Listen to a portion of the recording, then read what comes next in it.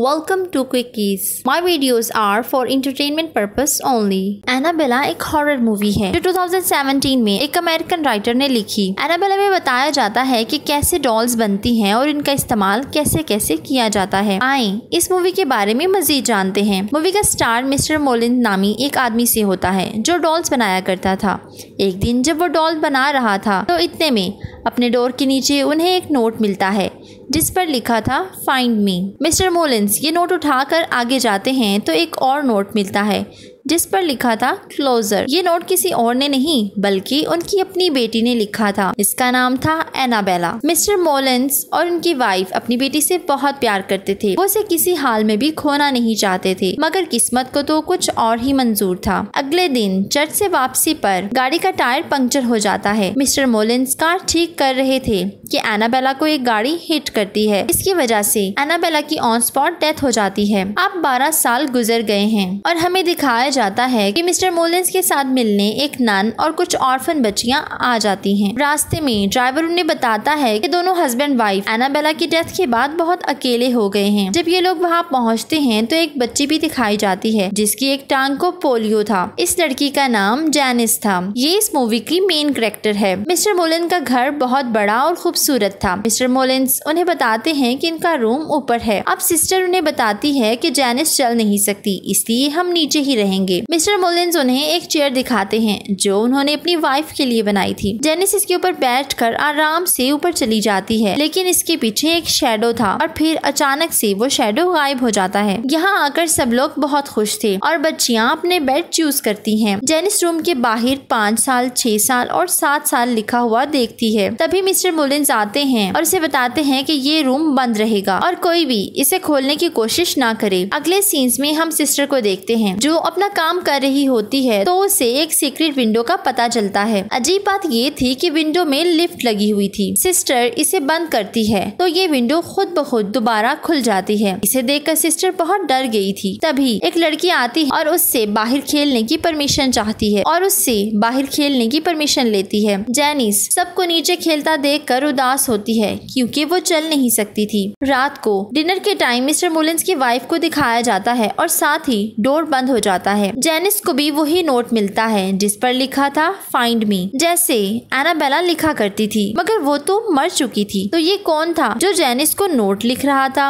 इस बारे में हमें आगे पता चलेगा। अब जेनिस इस नोट को फॉलो करते हुए उसी रूम तक पहुंच जाती है जहां जाना मना था। रूम के अंदर उसे बहुत सारी डॉल्स नजर आती हैं और एक छोटा सा डॉल हाउस भी था जो बिल्कुल मिस्टर मोलिन्स के हाउस जैसा था। तभी उसे एक की मिलती है जो रूम में पड़ी हुई एक कबर्ड की थी। जब जेनिस उसे खोलती है वहाँ एनाबेला की डॉल पड़ी थी जो देखने में बहुत खौफनाक और मुख्तलिफ थी। जेनिस उसे देखकर कबर्ड बंद कर देती है, लेकिन कबर्ड खुद ब खुद फिर से खुल जाती है। जेनिस दोबारा उसे बंद करती है और वो फिर खुल जाती है। ऐसा लग रहा था एनाबेला उसे अपने पास बुला रही है। वो उस डॉल पर कपड़ा फेंक देती है। मिस्टर मोलिन्स उसे देख रहे होते हैं और वो वहाँ से जाने लगती है तो देखती है कि डॉल चल रही है और फिर एकदम से गायब हो जाती है। जेनिस ये सब देखकर बहुत खौफजदा हो गई और अपने रूम में भागकर छुप जाती है। मिस्टर मोलिन्स भी उसे नहीं देख पाते। नेक्स्ट डे सब लड़कियां खेलने बाहर आती हैं, लेकिन जेनिस सिस्टर को बताती है कि मैं उसी रूम में गई थी जहां जाने से मना किया गया था। सिस्टर उसे समझाती है कि हम लोगों के घर में रहते हैं और हमें इनके रूल्स फॉलो करना होंगे। इसके बाद हम सबसे छोटी बच्ची को देखते हैं जो खेलने के लिए बेसमेंट में चली जाती है। उससे भी एनाबेला की डॉल मिलती है। जब वो डॉल को गौर से देखती है तो डॉल गायब हो जाती है। ये देखकर बच्ची डर जाती है और बेसमेंट से बाहर गिर जाती है। सब उसका मजाक उड़ाते हैं। तभी मिस्टर मोलिन्स वो सीक्रेट विंडो बंद कर देते हैं ताकि वहाँ कोई न जा सके। रात को हम 2 लड़कियां देखते हैं जो चादर ओढ़े टॉर्च लगाकर बातें कर रही थी। वो कहती हैं कि मिस्टर मोलिन्स की वाइफ कितनी अजीब हैं जो सारा दिन बेड पर पड़ी रहती हैं और रात को शिकार के लिए निकल जाती हैं। अभी बात पूरी नहीं होती कि इन्हें चलने की आवाज आती है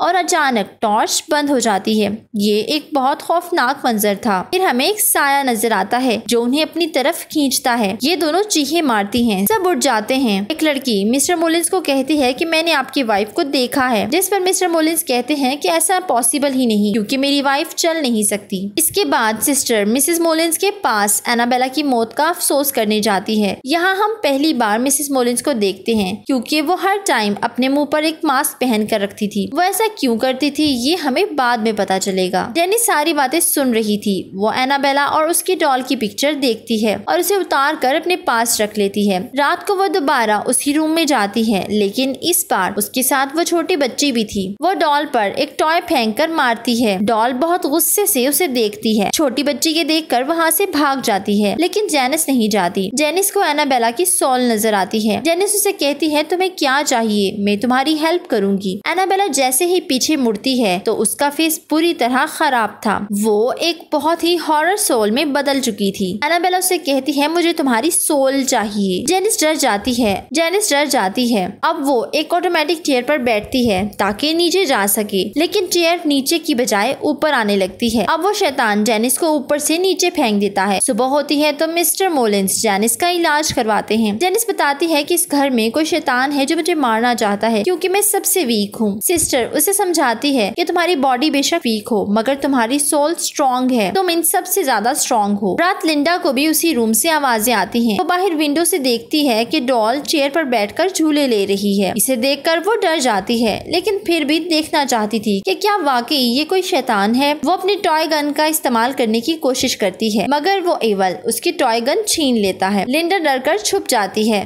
इवल अपनी डॉल लेकर चला जाता है। अगली सुबह एक और अजीब वाकया होता है। सिस्टर जेनिस को घुमाने लेकर जाती है तो वो सिस्टर इवल का रूप इख्तियार कर लेती है।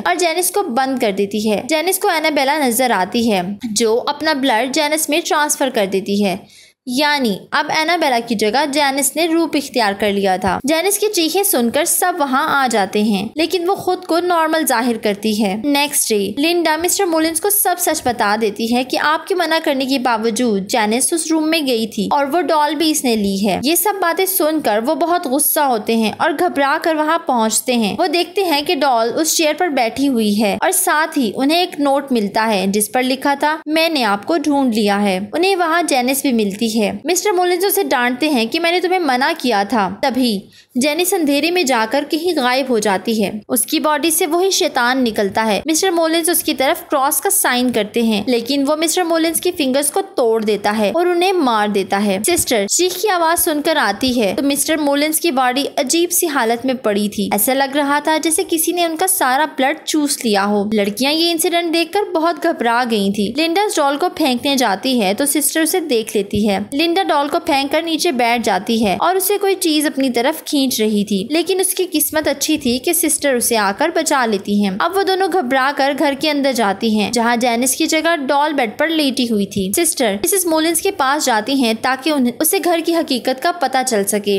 सिस्टर उनसे पूछती हैं कि क्या इस घर पर किसी चीज का साया है। अब यहाँ हमें सच्चाई पता चलती है कि जब उनकी बेटी की डेथ हुई थी उसे वापस लाने के लिए कुछ भी करने के लिए तैयार थे, मगर वो ये नहीं जानते थे कि इसका इतना बड़ा नुकसान होगा। गलत पावर्स का यूज करके उन्होंने एनाबेला को वापस बुला लिया और वो लोग बहुत खुश थे, मगर तभी उन्हें पता चला कि वो उनकी बेटी एनाबेला नहीं बल्कि एक डेविल है जो उनकी बेटी की शक्ल में दुनिया में आना चाहता था। इन लोगों ने उसे वापस भेजने के लिए क्रॉस का निशान दिखाया, लेकिन वो बहुत पावरफुल था। उसके अटैक से इनका फेस खराब हो गया। अब वो मास्क हटाती हैं तो हमें पता चलता है कि उनका फेस कितना हॉरर है। मिस्टर मोलिन्स ने इस डोर को हमेशा के लिए बंद कर दिया और बाइबल के पेजेस चिपका दिए। इसके बाद उन्होंने फादर और प्रीस्ट को बुलाया और फैसला किया कि वो दूसरी बच्चियों की हेल्प किया करेंगे। इस तरह 12 साल गुजर गए। मिस्टर मोलिन्स ने उन्हें अच्छे के लिए बुलाया था। वो नहीं जानते थे कि जेनिस डोर ओपन कर देगी। जेनिस अब बिल्कुल ठीक थी, यानी उसके अंदर वो शैतान था और इस वजह से वो चल सकती थी। लड़कियां ये देखकर हैरान थी। जेनिस सबको मारने की कोशिश करती है। सिस्टर सबको समझाती है कि हमें एक साथ रहना है। सिस्टर सबकी हिफाजत करना चाहती थी। वो मिसेस मोलिन्स के रूम में जाकर देखती हैं कि शैतान ने पहले ही उन्हें मार दिया है और उनकी आधी बॉडी को लटका दिया था। जेनिस दोबारा आती है। सिस्टर उसके सामने बाइबल पढ़ने लगती है। तभी जेनिस सिस्टर को उठाकर दूर फेंकती है।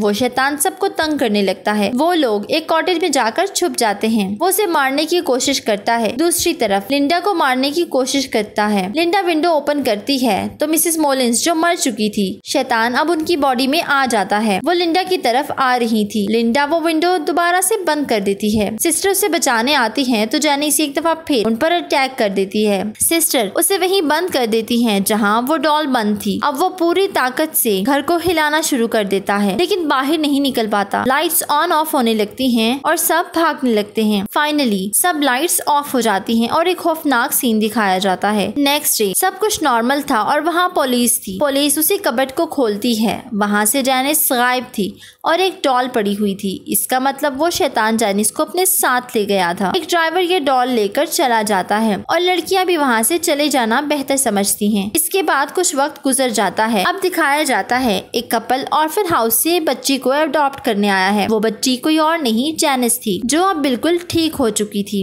अब जैनिस को बड़ा होते दिखाया जाता है। 12 साल बाद जैनिस के रूम से आवाजें आती हैं। वो अपने फादर और मदर को मार देती है और इस आवाज के साथ मूवी का एंड हो जाता है। Please don't forget to subscribe, follow my social handles. Thank you for watching.